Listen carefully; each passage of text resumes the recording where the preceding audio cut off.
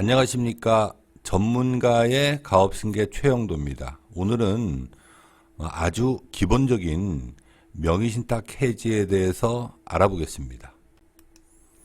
최근에 이제 저희한테 의뢰해서 이 문제를 해결한 사례인데, 사실 이 회사는 그렇게 큰 회사는 아닙니다. 그렇지만 어떻든 간에 그 명의신탁이라는 이제 문제가 있는 거죠.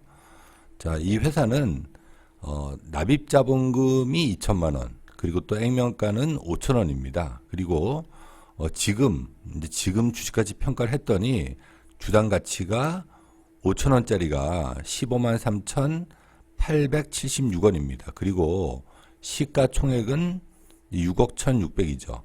이 회사가 이제 2015년도에 이제 설립했는데, 여기 보시면은 이 김 대표님이 주식을 51% 갖고 있고, 또 사내이사인 한이사님이 주식을 49% 갖고 있습니다. 그런데 우리가 이제 기업을 하다 보면 이제 처음에는 이 대표님이 이제 좋은 마음으로 이제 한이사님을 불러서 내가 주식을 줄 테니까 우리 좀 같이 해보자.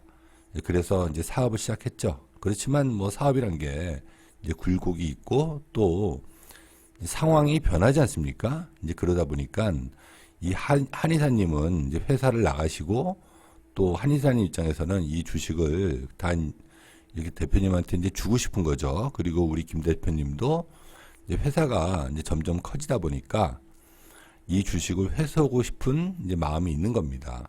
예, 그래서 5천 원짜리 주식이 지금은 이제 15만 3,876원입니다. 자, 그러면 이제 이 부분을 이제 어떻게 해결하고 또 어떤 결과가 있는지 한번 보시죠. 자, 2015년도에 이 회사가 설립해서 사실 뭐 그때는 4,200, 7억 1,500, 9억, 12억, 5억 8천, 이제 8억 4,600 이렇게 이제 매출이 있는 겁니다. 사실 이렇게 큰 매출은 아니죠. 그리고 이 회사도 6,600, 3,700, 8,700 이렇게 3년 동안 적자를 보다가 2020년도에 그 못 받은 돈도 좀 회수하고, 또 그 해에 좀 이익이 나서 2억 4,500 이렇게 이제 이익이 났습니다. 사실 대표님 입장에서는 이제 고생을 많이 하셨죠.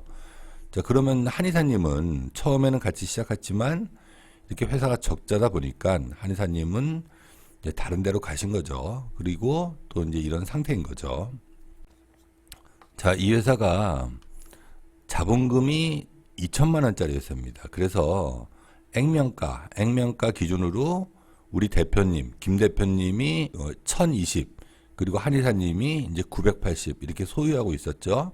근데 이게 이제 주식 가치가 올라가다 보니까 주당 15만 3,876원. 자, 그러니까 우리 그 한이사님 이 주식 가치가 이제 3억이 넘어가죠. 그래서 이 한이사님의 주식 가치는 3억 159만 6천 원. 예, 이게 980만 원짜리가 불과 5년 만에, 6년 만에 이제 3억이 넘게 이제 평가되는 겁니다. 자, 다시 말씀드리지만, 지금 이게 2020년 말 이제 결산 기준으로는 이제 15만 3,876원.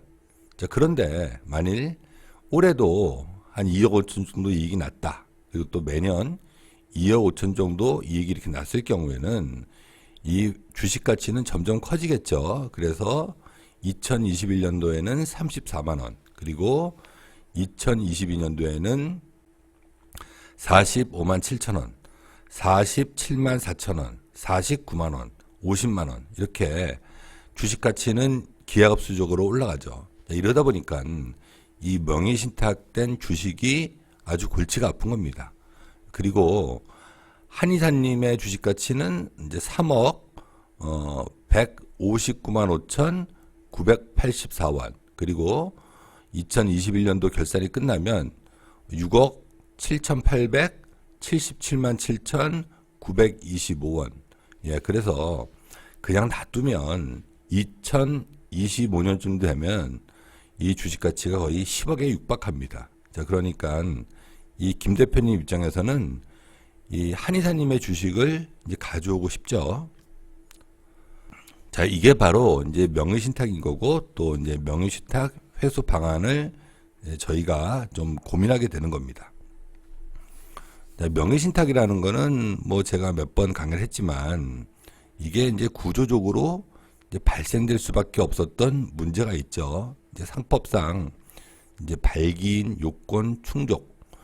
96년 이전에는 이제 7인 이상의 발기인이 있어야 법인이 설립 가능했고, 2001년 이전에는 이제 3인 이상 있어야 이제 법인이 설립 가능했죠.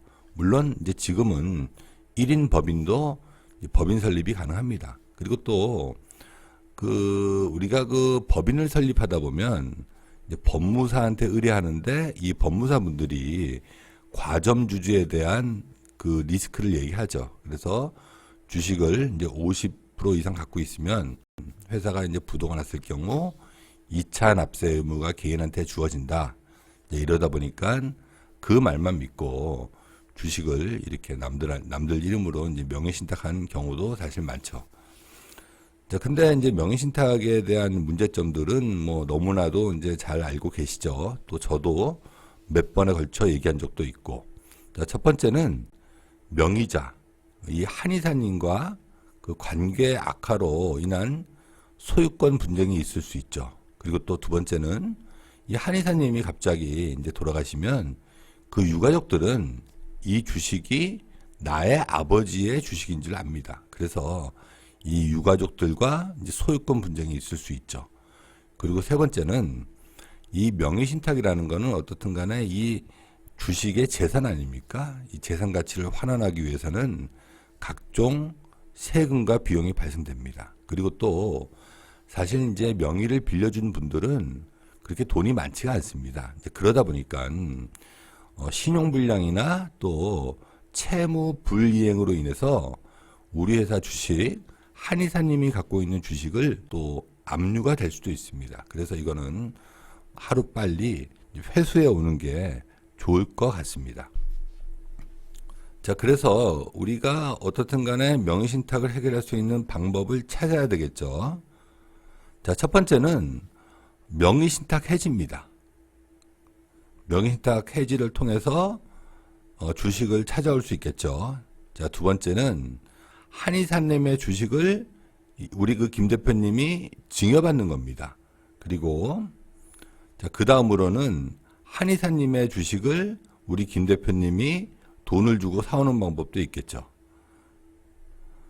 그리고 네 번째는 제3자 경유를 통해서 양수도에서 우리 주식을 이제 가져올 수도 있겠죠. 사실 저희가 오늘 다룰 내용은 아주 기본적인 사항입니다. 이거 말고도 저희가 이제 몇 가지 솔루션이 있지만 오늘은 이제 기본적인 네 가지 방법에 대해서 알아보겠습니다. 자, 첫 번째, 명의신탁 해지. 이제 명의신탁 해지를 하면은 사실 그 세금은 제일 적습니다. 그렇지만 이게 우리 그 과세관청에서 이걸 만일 부인하게 되면 현재 기준으로 증여세를 과세합니다. 자, 그래서 이 부분이 사실 상당히 조심스럽죠. 우리가 뭐 다들 알겠지만 증여세율의 최고 구간은 50%죠. 30억이 넘으면 50%입니다. 거기다 불성신 가산세도 우리가 이제 고려해 봐야 됩니다. 자, 그 다음에 두 번째, 증여. 이거는 그 현재가 기준으로 증여하는 거기 때문에 이것도 마찬가지로 세금이 만만치 않죠. 그리고 세 번째는 이제 직접 양수도. 자, 이거는 양도세율은 물론 3억 미만일 경우에는 22%지만 이 어떻든 간에 이 주식을 사오려면 김 대표님 입장에서 한의사님 통장에다가 주식에 대한 매매 금액을 입금해야 될 거 아닙니까? 그래서 그 돈을 입금한 다음에 다시 돌려받는 거에 대해서 상당히 이제 부담스럽죠.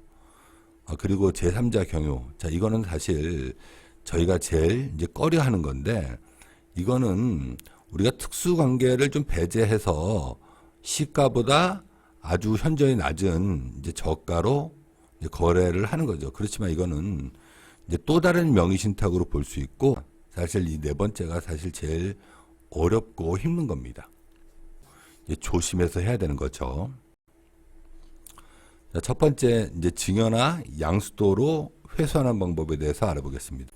자, 근데 우리가 이제 이런 일을 하면 보통 그 대표님과 저는 사실 아무 관계가 없기 때문에 우리가 대표님의 주식을 사거나 뭐 할 때는 제 입장에서는 이제 싸게 사고 싶어 할 거 아닙니까? 그렇지만 이 세법상에서는 여기 있는 이 7가지, 이제 7가지를 따져서 이 7가지라는 거를 이제 세법상 특수관계인이라고 합니다. 그래서 이제 특수관계인은 국세기본법상 특수관계인, 그리고 또 상증세법상 특수관계인, 그리고 또 소득세법상 특수관계인, 이 3가지로 분류하는데 어떻든 간에 우리 회사 같은 경우는 이 7번에 해당됩니다. 그래서 이 뭐 친인척은 아니지만 그 주식을 이제 100분의 30 이상 출자하고 있는 법인의 사용인, 그러니까 우리 한의사님이 49.8%의 주식을 갖고 있기 때문에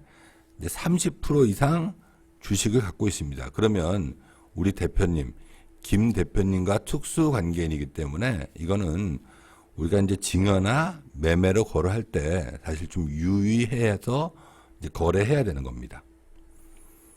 이제 한의사님이 여기 보시면 이 대표님과 소득세법상은 특수관계인이 아닌데 이제 상증세법상 이제 특수관계인입니다. 또 우리 회사의 등기 임원이죠. 자, 그래서 우리가 이제 이 표를 보시면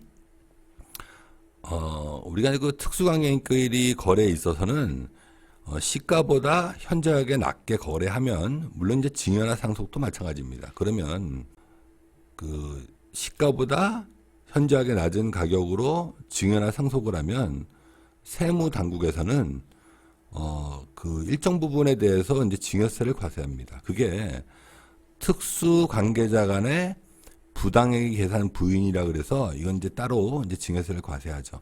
우리가 그 취득가가 있지 않습니까? 그 한의사님이 취득한 980만 원. 그리고 그 시가는 이제 3억이 넘죠. 그리고 우리가 그 중에 물론 이제 3억에 거래할 수 있지만 만일에 뭐 2억에 거래할 수도 있지 않습니까? 그랬을 경우 그 차액에 대해서 증여세가 나올 수도 있고 안 나올 수도 있습니다. 그래서 그 부분을 따져서 어떻게 거래하는 게 실질적으로 우리가 낼 세금이 낮은지, 물론 이제 우리가 따져봤을 때 980만 원의 주식을 만약 980만 원에 거래하고 이 증여세가 나오는 것들을 계산해서 그게 더 실익이 있다, 그렇게도 거래할 수 있겠죠.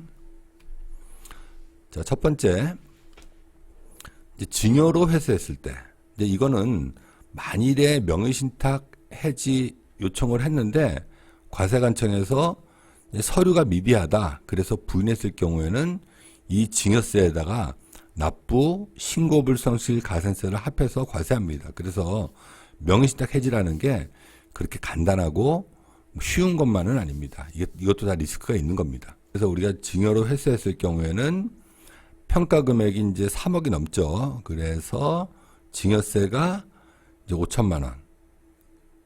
물론 이제 이렇게 하면은 김 대표님 입장에서는 한의사님 통장에다 이제 돈을 넣는 건 아니지만 어떻든 간에 이제 증여 받았으니까 김 대표님이 증여 이익에 대해서 증여세를 납부하면 되겠죠. 그 금액은 31만 9,392원. 자, 그리고 이제 두 번째는 시가로 양수했을 때, 시가로 3억 159만 6천 이제 960원의 시가로 양수했을 경우에는 이게 과표가 2억 8,800 정도 되겠죠. 그래서 양도소득세하고 이건 거래기 때문에 증권거래세도 내야 됩니다. 그래서 토탈 내야 되실 세금은 6,465만 6,887원이 되겠죠. 자, 그러면 우리가 그 소득세법상 비특수고 상증세법상 특수일 경우에는 우리가 이제 70% 정도로 거래해도 이 증여세에 대한 부당행 계산 부인은 이제 없습니다. 그래서 우리가 이제 3억보다는 적은 2억 1,111만 872원으로 거래했을 경우에는 당연히 과표가 이제 적기 때문에 증여세는 증권거래소 합해서 이제 4,444만 8,021원이 나오겠죠. 상속증여세법상 특수고 소득세법상 비특수일 경우에 우리가 액면가로도 거래할 수 있지 않습니까? 이제 액면가로 거래하면 액면가로 거래했다. 이럴 경우에는 이제 증여의제가 발생되겠죠. 이게 이제 부당이익 계산 부인에 따른 이제 증여세를 매기겠죠. 자, 그렇지만 어떻든 간에 이제 그걸 따져봤을 때 그 증여세는 3천만 원이 좀 넘습니다. 거기다 이제 증권 거래소 합하면 3,156만 441원. 만일 이제 저보러 이제 이런 경우에 어떻게 하겠냐 이렇게 얘기하면 일단 이 양수도를 했을 경우에는 김 대표님이 한의사님한테 2억 1천만 원이라는 금액을 입금해야 됩니다. 그래서 이제 그 부분을 이제 회수하는 것도 문제고 또 세금도 만만치 않죠. 그래서 저라면 그냥 비특수일 경우에는 액면가로 그냥 거래하고 그리고 이제 증여세 어차피 제가 내면 되는 거니까 그리고 세금은 이렇게 제가 내고 이제 980만 원은 그 한의사님한테 이렇게 그냥 주겠죠. 한 토탈 한 4,100만 원 정도 이 금액도 입금해야 되고 또 요 세금도 내야 되겠죠. 그래서 토탈 한 4천만 원이 좀 넘게 이렇게 주고 이제 해결할 것 같습니다. 자, 그러면 이제 명의신탁 해지로 회수할 경우 사실 이거가 제일 하고 싶죠. 명의신탁 해지로 회수하면은 세금이 제일 적겠죠. 자, 명의신탁된 주식을 실질 주주의 명의로 환원하는 데는 부과되는 세금은 전혀 없습니다. 자, 그런데 이게 다만 명의신탁 시점에 명의신탁자, 그러니까 이제 김 대표님이 명의수탁자에게 한의사님한테 증여한 것으로 보아 증여세를 부과하죠. 그렇지만 어떻든 간에 그 명의신탁한 시점, 그 시점의 주식은 이제 980만 원이죠. 어떻든 간에 이 모 금액이 적으니까 증여세나 가산세도 적게 됩니다. 그래서 우리가 이제 확인해 봤더니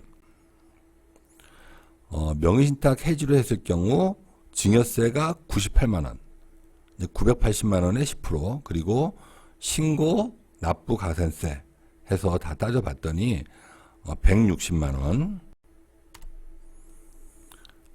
이 160만 원에 세금만 내면 이제 되는 거죠. 그러면 다들 명의신탁 해지로 이 차명 주식을 회수하고 싶어 하십니다. 자, 그런데 이것도 이제 간단한 건 아니죠. 국세청 입장에서는 5천만 원의 세금을 거둘 수 있는데 이 명의신탁 해지를 받아들여 주면은 160만 원만 받고 이제 끝나는 겁니다. 자, 그렇기 때문에 국세청에서는 이 서류를 아주 꼼꼼히 봅니다. 그리고 또 우리가 이 서류가 제대로 돼 있지 않거나 우리가 허점이 있으면 만일 이럴 경우에는 이 증여로 봐서 부담해야 될 증여세는 이제 5천만 원이 넘죠. 거기다가 신고, 납부, 가산세를 합하면 이 금액보다 훨씬 더 많아집니다. 자, 그래서 이제 저희가 갖고 있는 노하우는 이게 어떻게 명의신탁 해지로 받아들일지에 대해서 이제 서류를 준비하고 또 이제 소송 뭐 이런 걸 통해서 증거 자료를 보강하는 게 이 일의 핵심입니다. 이 명의신탁이라는 거는 국세청 입장에서는 세금이 사실 상당히 많이 줍니다. 그렇기 때문에 다 확인하고 이제 꼼꼼히 체크해 봅니다. 자, 오늘은 아주 이제 기본적인 명의신탁 해지 방법에 대해서 알아봤습니다. 사실 저희가 실무를 하다 보면 이거는 아주 단순한 케이스고 이거 말고 이제 복잡한 케이스들도 많고 앞에 나온 4가지 말고도 또 여러 가지 방법을 통해서 저희가 명의신탁 주식을 다 회수해 오고 있습니다. 자, 오늘은 여기까지 하겠습니다. 구독과 좋아요, 알림 설정 해주시면 영상을 만드는 저한테는 큰 힘이 됩니다. 감사합니다.